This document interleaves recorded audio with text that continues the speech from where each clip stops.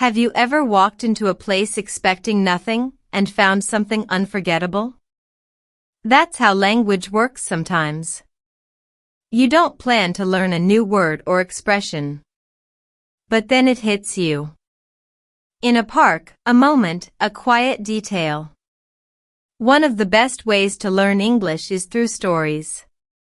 Because stories don't just teach, they reveal.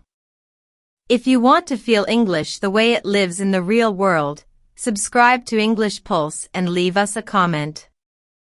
The sun was soft over Geneva that afternoon. The kind of warm, quiet sun that makes the whole city feel like it's breathing slowly. Nima was walking through Parc des Bastions with a coffee in one hand and nothing urgent in his head. He had no schedule, no plans, just the pleasure of wandering.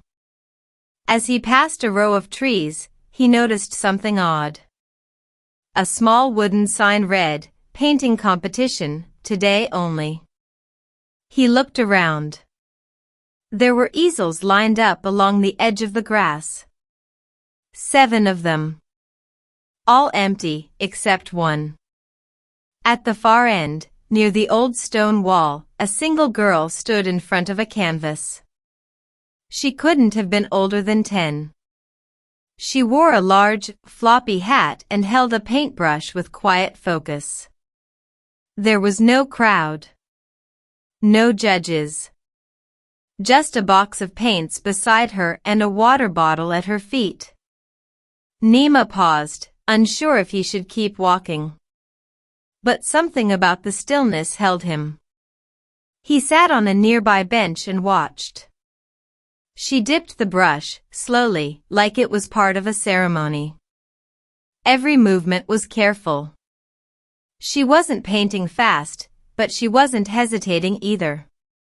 The canvas was half filled with a park scene, a fountain, some trees, 2 people sitting.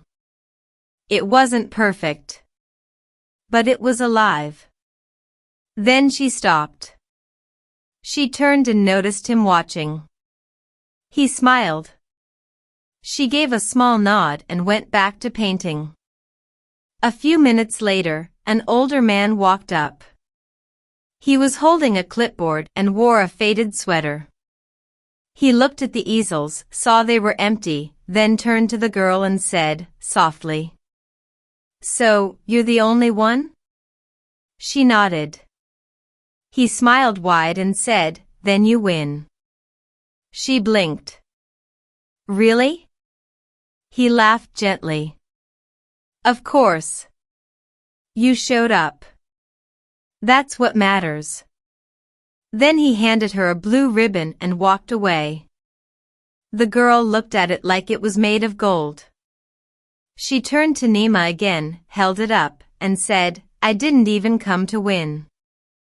Nima said, "That's probably why you did." Later, as he left the park, he kept thinking about the moment. Not the painting. Not the prize. Just the simple truth of showing up. In today's story, you learned natural phrases like he had no schedule, no plans, something about the stillness held him, and that's probably why you did. These are expressions you'll hear in real conversations and storytelling. We post stories like this every day on EnglishPulse to help you absorb grammar, vocabulary, and rhythm through real emotional language. Like this video, subscribe, and tell us in the comments, have you ever done something quietly and ended up surprising yourself? See you in the next video.